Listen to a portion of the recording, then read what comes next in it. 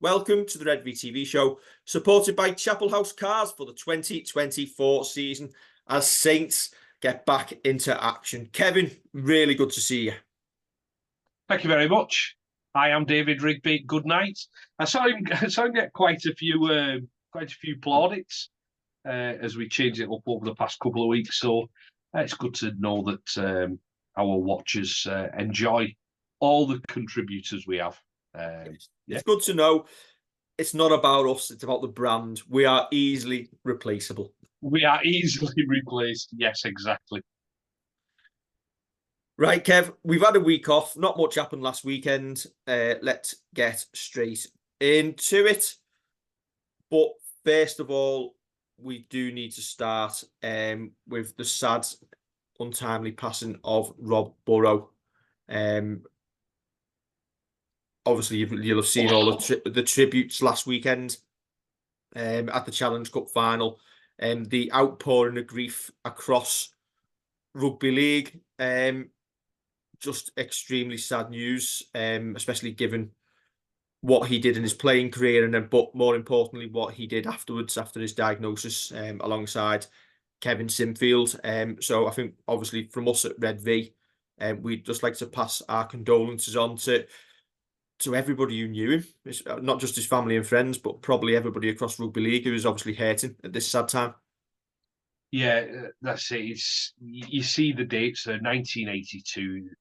Rob was younger than me, and it kind of hits home that it's absolutely no age. And as you say, we pass our condolences on to anyone who's hurting, anyone who's suffering at this time due to the passing of Rob. Really sad. I think you just see the kind of pictures and videos of him over the past couple of years, and it's been heartbreaking to see. And as you say, him and Kevin Sinfield as well have been absolutely fantastic ambassadors for MND and making sure that the charity is at the forefront and making sure that people speak about it, because I think sometimes people don't like speaking about tough subjects. So yeah, it was really, really sad to hear about his passing, and it's good to see that his life has been celebrated across rugby league. Yeah, and even after his sad passing, MND, the association, the foundation, continues to benefit with the amount of donations. I know there's a centre in, I think it's Leeds, that's getting built in Rob Burrow's honour. I think they laid the foundations for that. I think it was the day after his passing, his family went to do that. Saints, obviously, are running a raffle for MND, and it's a signed shirt with Burrow 7 on the back that was done in his honour. It's been signed by the team. I think it's a £5 raffle prize. The raffle runs until July the 7th, and every penny of that is going to be going to the MND association. So really good cause. But yeah, it's sometimes you just haven't really got the words to. Yeah, I think you're right. It's like deflating. I don't think it was a shock as such, because you saw, as I say, the videos over the past couple of years, and you see how Rob has kind of been obviously absolutely affected by MND. But it just deflates you when you hear it, because you don't want to hear stories like this. You don't want to have to see people suffer such debilitating illnesses like this.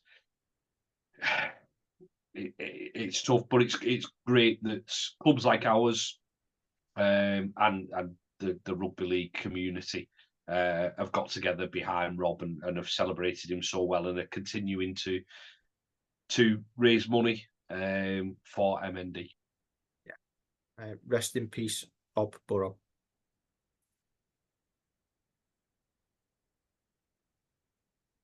So, Kev, back in action this weekend, Saints. Obviously having that enforced week off last week due to unforeseen circumstances. But you know what? The most important game of rugby league is this weekend in London, not last. Yes, Absolutely right. And just the one change to the squad this week as Leon Cowan drops out and Harry Robertson, fresh off scoring 7 tries in one game against Huddersfield Giants Academy, gets the number 33 shirt, is rewarded, and he's called up into the 21-man squad. Sorry, Kev, how many tries? 1 or 7? 7 in brackets, like the Vidi printer. Seven. Yes.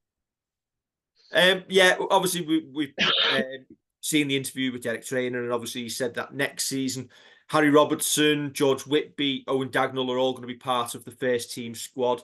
But it's really good to see Harry Robertson just getting the experience of actually being included, being given a squad number, being chance to be around the first team squad this week. And it just shows just reward for his efforts last weekend. Now, this would be a fixture where you would look at squad rotation, freshening things up, like we've done in previous years. But given we didn't make the Challenge Cup final and we've had a week off anyway, and we are fully aware of how important points difference is and was last season in where we finished in the table, is it fair to say we expect Paul Wellens to go very, very strong here and try and basically lay down the mark and get them points on the board? Yeah, I think it's very easy to say we should be giving debuts out willy-nilly against London. I think it's a very easy thing to kind of either write on social media or just put out there with no justification. Yet we want to see the likes of Johnny Vaughan step into the team, as Noah Stevens has done, as George Delaney's done before him. You want to see these lads coming through. But we've had that week off. I think any other time of the season, I think you could easily see 1 or 2 dropping in. And I think the only question mark is obviously whether Connie's fit enough, and you might see somebody come onto the bench. But if Connie is fit, pretty much see a very, very similar 17, if not the same 17 as last time out. I think especially given that we're playing Salford away next week, so you don't want to go into that cold, because that's a banana skin. And then you've got a week off after that anyway for the international break. Yeah. So I think you are going to go with what you perceive to be your strongest, injuries aside, obviously. Connie's the only one that we worry about, I suppose. He's the one who was injured against Catalan and managed to get through most of the game before coming off. But if he's fit, I don't think necessarily you leave Connie out, because he's the type of person who needs the game time, isn't he? But he's the one who you think, if there's a doubt about him, probably just put Ben Davies into the centres. He's the next cab off the rank, whether you want to see Johnny Vaughan in there or not. Ben Davies is the next player in. And that's when you probably get the likes of Johnny stepping onto the bench, because he can cover a couple of different positions. I think that's key in his squad. That's why the likes of, say, John Bennison is always in that 21-man squad. He can cover a couple of different positions. You need that type of player in there. If you're going with Moses in the halves again, alongside Lewis Dodd, and Darryl Clark is playing at 9, who would be next cab off the rank to play 9? Is it Jake Burns? Yeah, I think so. Jake Burns, obviously being a hooker there. I think he would be the one. And I think this would be a perfect game if Connie's not fit, and you need to bring somebody in onto the bench because Ben Davies has gone into the centres. This is a perfect game for Jake Burns to step up and get, whether it's 10 minutes either side of half time or the last 15 minutes of the game or whatever, just to save Darryl Clark from having to do 80 minutes through the middle. I think he would be the one. I suppose the other way around it, you could go is you make the switch halfway through the game, put Ben Davies in at 6 and put Moses in at 9. Is that more likely? Yeah, I think it is more likely just because of the pecking order. But I think if Jake Burns is going to get any game time this season, this game is probably the more likely one, unless we really, really are short at 9. But with Jake Wingfield out, with Morgan Knowles out, who've traditionally stepped in for a bit there, are we going to start trying to move the likes of James Bell into there and just bring another prop in at 13? Not sure I like that option. Yeah. For anybody who was concerned about the academy game this weekend, that it's away. Is it academy or is it reserves? Reserves. Reserves. That was due to take place at 12:30 on Sunday at a different venue. We are delighted to be able to say that is now being played at the Stoop also. So the likes of Jake Burns, Johnny Vaughan, Harry Robertson, if they were to miss out on the first team, at least they're in the right place to play reserves. Yeah, they could get a run. I think, obviously, you're going to have your down to your 18th man, aren't you? Who aren't, definitely aren't. You've possibly got a 19th as well that you're not going to risk, just in case somebody, don't know, turns an ankle or pulls a muscle in the warm up, and you need to put them in. Double up, Kev. They could double up. Yeah, I wouldn't put it past them. But they're only young lads. When it comes to they can play 2 games. Remember them days when you could run about forever. Yeah, I think, and Johnny looks like possibly the one there out of the lads who you'd imagine kind of will step down to the reserves, who you could see kind of just staying around that first team squad because of that versatility. We'll take 2 coaches down, but just get one of them old school double-decker buses and send the 2 squads down on it. Travelling down the M6 at 30 miles an hour. What, with a bucket on the back as the toilet? Bucket and a shower curtain. Like the bus out of the young ones. Yeah, there's one for the kids, the reference for the kids. Yeah, I'd hope that they're all travelling in luxurious style. Yeah. London squad, Kev, much to say. I like how they put well on the graphic as well. That's a nice touch. It is. Much to say, Emmanuel Wayne and Ethan Natoli coming to the squad, with Rob Butler and Jack Hughes dropping out. Do we lose this game, Kevin? We shouldn't, should we? We shouldn't. It's going to take, I think, an absolutely monumental disciplinary issue where we have a couple sent off and don't have 13 on the park for a while. Monumental attitude problem and application problem for us to lose this game as well. We should be going to London and beating them. And I know we've had games in the past where we haven't quite, but that's when we've really shuffled the pack. If we're going full strength, then we should be travelling down there and winning. We should be absolutely walloping them, I'm afraid to say. And I think I like the fact we both use the word should as well here. We're not saying we are going to, because you never know what's coming next to you. No, you don't. But one of the things that I think Paul Wellens got wrong last season, and I'd say in hindsight, but a lot of people were saying it at the time as well, was when he was talking in presses and things, and he was saying about points difference didn't matter. You can't control it. You just want to win your games. I think the mindset has to change a little bit, where you've got to capitalise on your chances of when there's chance to put a score on, you go and put a score on. Now, we've done it in the last couple of weeks, and we've got a healthy points difference. We're ahead of the pack. We need to stay there. Yes. Yeah. You're right. We finished third because of points difference last year, and ultimately that made us have to go over to France for what was always going to be a tough playoff game. You've got to put the foot down when you can.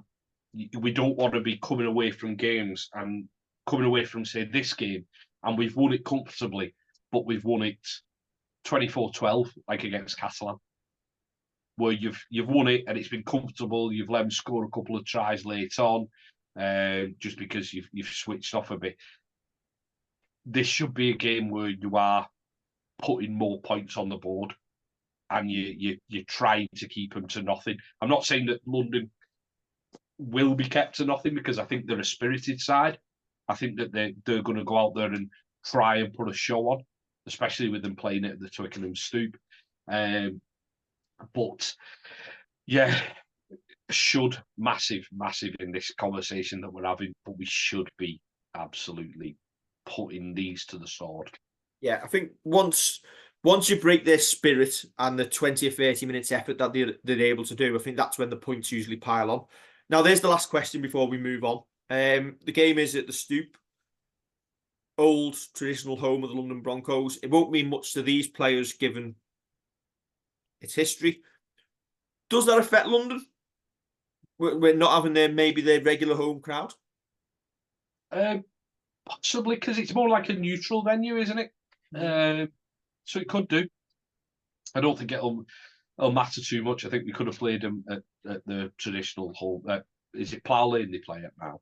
Cherry Red Records Stadium. Plough Lane's one for the youngsters, Kevin. Plough Lane is one for the youngsters. They could play there, and it shouldn't matter. We could play them across the field near mine, and we should still put points on the board. Should is the word of the day. Shoulda, woulda, coulda. There we go. That's what we like to see, Kevin. Success. And that's what happened last weekend. My weekend ended at about 2 p.m. on Saturday.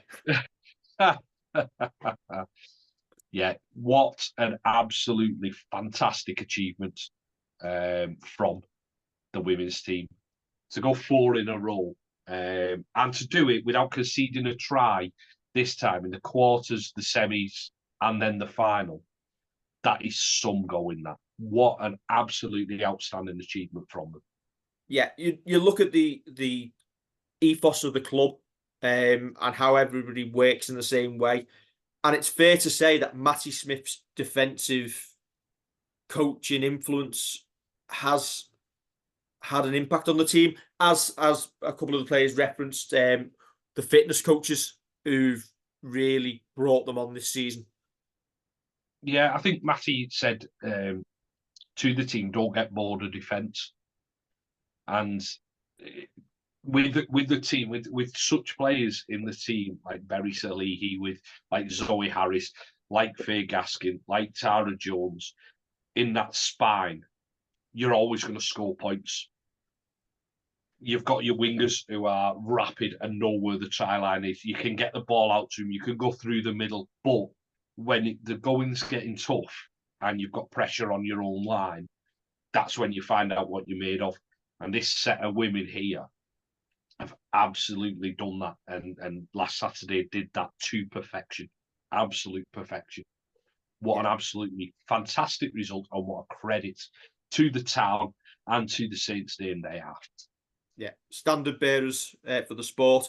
And you have to say the club backed them this pre-season, for the start of the season, by taking them fully professional. And listen, we've only retained the cup because we've done it the last 3 years, but it's fair to say we've done it in greater style. You wonder how much of that does come with that professionality and those little extra gains that you make.